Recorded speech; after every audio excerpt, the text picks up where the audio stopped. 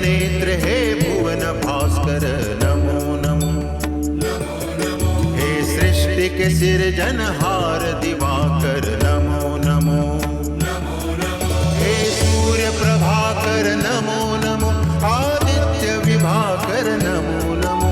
हे भानुतिमिरहर नमो नमो। हे रवि भुवनेश्वर नमो नमो।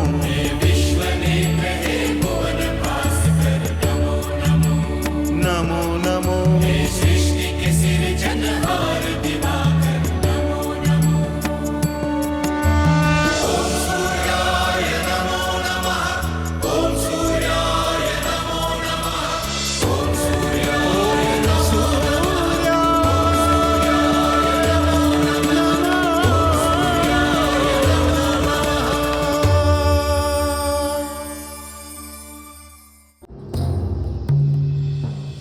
मरीचि और नारद को सही पाठ सिखाया हमने।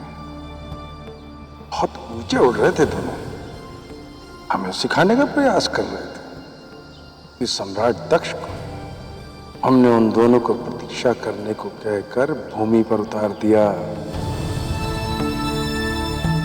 इस अपमान कर अपनी पराजय को लंबे समय तक याद रखेंगे दोनों।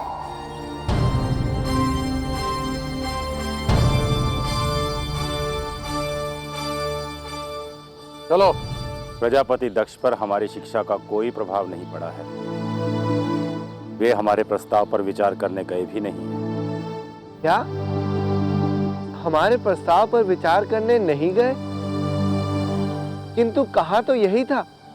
कहा अवश्य, किंतु सत्य तो ये है कि उन्हें हमारे प्रस्ताव पर विचार करने के लिए समय की आवश्यकता ही नहीं थी। उन्होंने तो अपने अभिमान की तुष्टि के लिए हमसे समय मांगा था, और वे इस बात से प्रसन्न भी हैं कि उन्होंने हमें प्रतीक्षा करने पर बाध्य कर दिया। कि प्रजापति दक्ष यहाँ से गए कहाँ होंगे?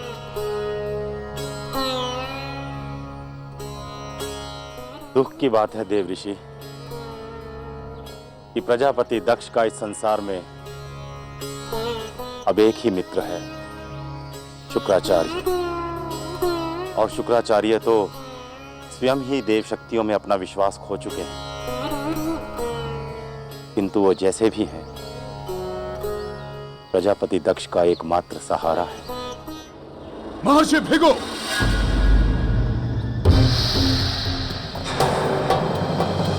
बहुत समय से आप मुझे बहलाते और बहकाते आए हैं, किंतु अब समय आ गया है कि आप मुझे बताएं कि मेरा भविष्य क्या है।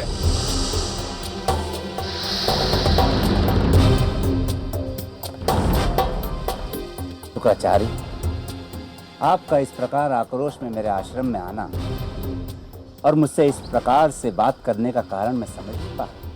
कारण तो स्पष्ट है। जब सूर्यदेव ने मुझे श्राप दिया था, तब उन्होंने कहा था कि मैं दैत्य गुरु बनूंगा, और साथ ही भृगु पुत्र भी कहा था। तो अब मैं जानना चाहता हूं कि मेरे प्रारब्ध का यह लेख पूरा कब होगा। शुक्राचार्य, दैत्य गुरु के पद के लिए आपके अभिषेक में अभी समय है, किंतु लगता है दैत्यों का दैतव्य आपके सर पर अभी से सवार है, इसलिए आप इस प्रकार का आचरण कर रहे हैं। महर्षि, अब मेरे आचरण की बात कर रहे हैं? भूल गए आप कि स्वयं आप कितने लंबे समय से मेरे साथ शत्रुतापूर्ण व्यवहार कर रहे हैं। इसीलिए आप जानबूझकर मेरी इच्छा के विरुद्ध मुझे महाशक्तियों के सम्मेलन में लेके गए और वहां श्रापित और अपमानित करवाया आपने। लगता है दैत्य गुरु के संदर्भ में सुनकर आप उत्तेजित हो गए, किंतु शुक्राचार्य, आपको चाहिए कि आप इस संबोधन को सुनने का अभ्यास कर लें, क्योंकि भविष्य में संसार आपको इसी नाम से पुकारने वाला है।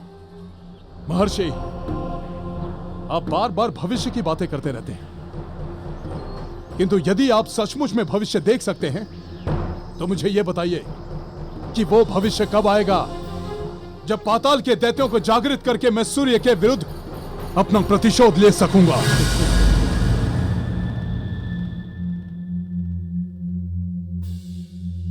महर्षि, आपने मेरे प्रश्न का उत्तर नहीं दिया। उपकार करने वालों से प्रतिशोध की भावना रखने वाले व्यक्तियों से हम कोई संबंध नहीं रखना चाहते। उपकार? क्या उपकार किया है सूर्यदेव ने मुझ पर? याद कीजिए, जब आपकी बातों से शुद्ध होकर भगवान सूर्यदेव ने आपको श्राप दिया तो उन्होंने आपको दंडित नहीं किया, अपितु अपने समान स्वतंत्र अधिकार दिए। जिस प्रकार वे संपूर्ण संसार के अधिष्ठाता हैं, ठीक उसी प्रकार उन्होंने आपको पृथ्वीलोक और समस्त दैत्य और दानों के अधिष्ठाता नियुक्त किया। ये सब तो ठीक है महर्षि, किंतु ये सब संभव तब होगा जब पातालवासी दानव मेरे आदेशों का पालन करने के योग्य होंगे। कब होंगे योग्य? जब आपके परम मित्र दक्ष अपनी कन्याओं का विवाह महर्षि मरीचि के योग बल से उत्पन्न हुए पुत्र कश्यप से करवाएंगे। जब कश्यप और दिति का मिलन होगा तो इस पृथ्वीलोक का सबसे प्रथम दैत्य जन्म लेगा। इसका अपार तेज और आपकी आहुतियों द्वारा दी गई पुकार अचेत पातालवासी और दैत्य दानवों को जागृत कर देगी और आपके आदेश का वो पालन करने लगेगा। तो इसका अर्थ है कि प्रजापति दक्ष की पुत्रियों का विवाह ऋषि कश्यप से होने पर ही मेरा सपना पूरा हो सकेगा। प्रजापति दक्ष की! प्रजापति दक्ष की! आइए मित्र दक्ष, आपका स्वागत है। मैं आप ही की प्रतीक्षा कर रहा था। हम भी आप ही से मिलने आए थे मित्र। जब आप अपने लोक में नहीं मिले तो हमने अनुमान लगाया कि आप यहां मिलेंगे। आइए एकांत में वार्तालाप करते हैं। चलिए।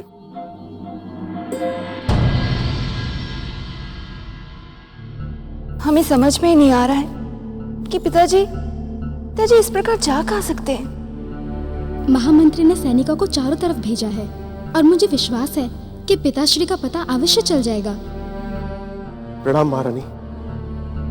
महाराज का कोई समाचार मिला? बहुत दुख की बात है महारानी, हमारे सैनिकों ने उन्हें चारों तरफ खोजा किंतु उनका सूत्र तक नहीं मिल रहा है।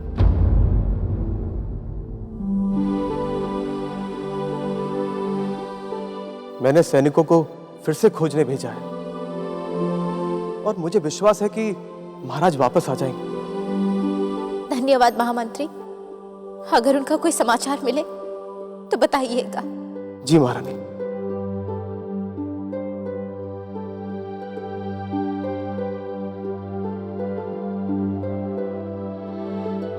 अब आंसू बहाने से क्या मिलेगा माँ?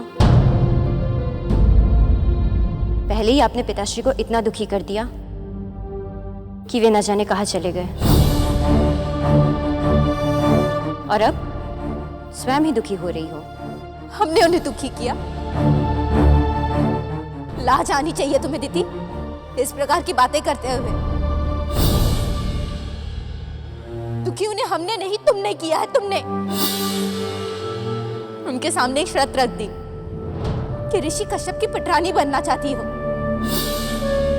और वे तुम्हें इतना लाड करते हैं, इतना प्रेम करते हैं कि तुम्हारी इस अनुचित बात को भी मानने के लिए तैयार हो गए। ये सारा झगड़ा तुम्हारे इस दुराग्रह के कारण हुआ है। ये दुराग्रह नहीं, दूरंदेशी है। यदि मैंने अभी ऋषि कश्यप से अपनी इस बात के लिए हामी ना भरवाई तो बाद में मेरी भी दशा आपके जैसी हो जाएगी। पत्नी कम और सेविका अधिक।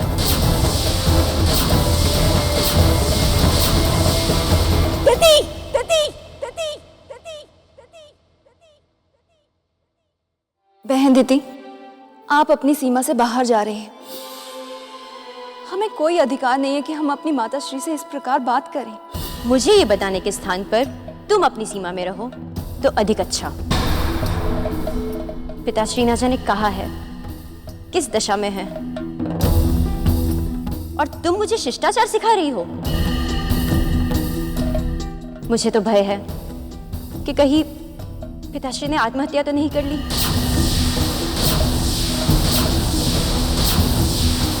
और यदि ऐसा हुआ तो उनकी मृत्यु का पूरा दोष माँ के सर पर होगा।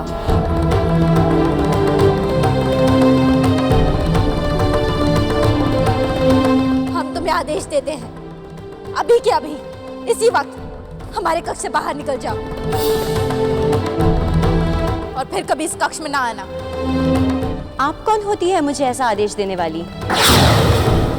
ये मेरे पिता का प्रासाद है और जितना आपका इस पर अधिकार है उतना ही मेरा भी है। मैं इस प्रासाद में जहां चाहूं आ जा सकती हूँ। अगर तुम स्वयं ना गई तो हमें दासियों को बुला के तुम्हें बाहर भिजवाना पड़ेगा।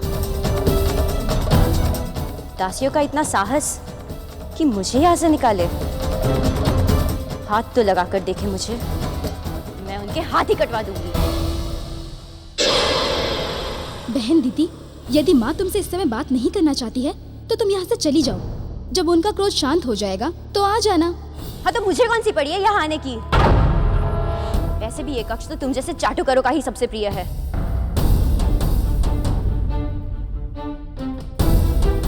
याद रखना, यदि कल सवेरे तक पिताश्री नहीं लौटे तो मैं किसी को भी क्षमा नहीं करूंगी।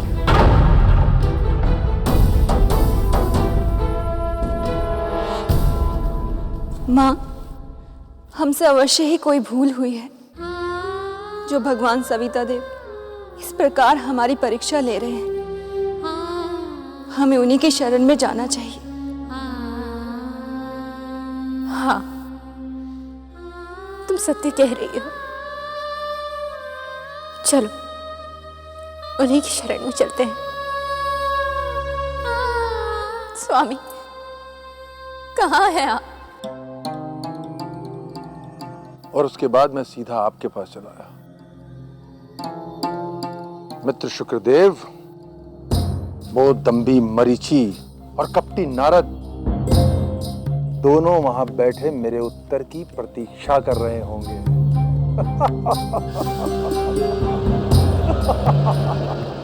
ये तो मूर्ख है, किंतु उसकी पुत्रियों का विवाह ऋषि कश्यप से होना मेरे लिए परम आवश्यक है। ये विवाह होगा तभी तो इसकी पुत्री दीति की कोख से दैत्यों का जन्म होगा और तभी तो मेरी शक्तियां जागृत होंगी। मेरे हित में आवश्यक है कि इस मूर्ख को इस विवाह के लिए तैयार किया जाए। मित्र शुक्रदेव, किस सोच में हैं आप? यही सोच रहा था मित्र कि आपने सदा की भांति कुशलता से काम लिया और आपकी बलबुद्धि के आगे महर्षि मरीचि, देवर्षि नारद और ऋषि कश्यप सभी नतमस्तक हो गए हैं। मित्र, हमें ऐसा अनुभव होता है कि इन ऋषि मुनियों को उनकी सीमा में रखना अति आवश्यक है, अन्यथा वे सर पर चढ़ने लगते हैं। बिल्कुल ठीक कहा आपने मित्र। आपने तो उन्हें उनका स्थान दिखाई दिया है। अब मैं चाहता हूं कि अंगारिका चतुर्थी के दिन आप अपनी कन्याओं का विवाह ऋषि कश्यप के साथ कर ही दें। आप ठीक कह रहे हैं। चलिए मरीचि आश्रम चलते हैं। मेरा इसके साथ वहां जाना ठीक नहीं होगा। न जाने ये वहां पहुंचकर क्या उपद्रव करे।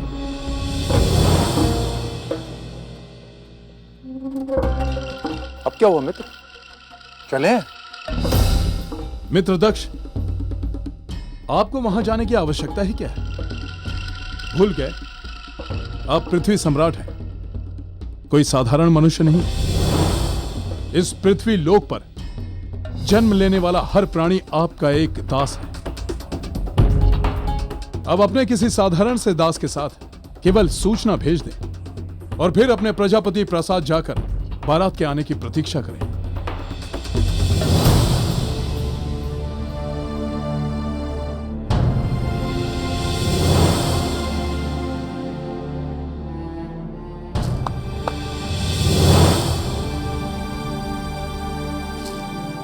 महर्षि मरीचि के आश्रम में जाकर उन्हें हमारा संदेश दो कि अंगारिका चतुर्थी को वो बारात लेकर हमारे प्रसाद पर आ जाएं।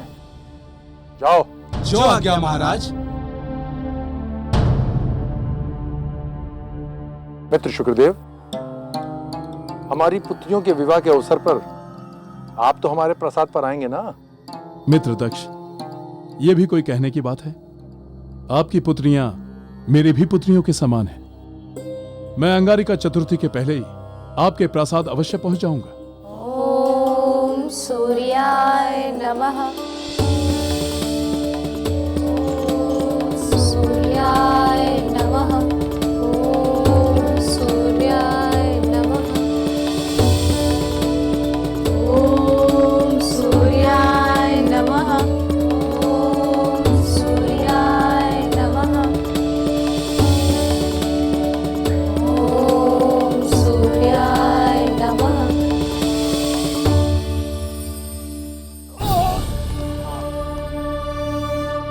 पुत्र दीदी,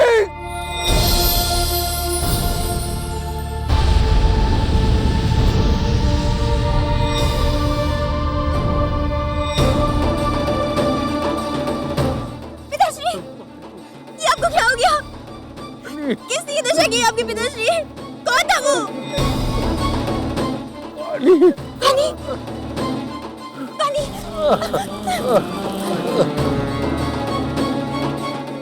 पिताश्री, पिताश्री, बताइए आपकी ये दुर्दशा किसने की? कौन है इसका उत्तरदायी? बताइए पिताश्री, बताइए। महाराज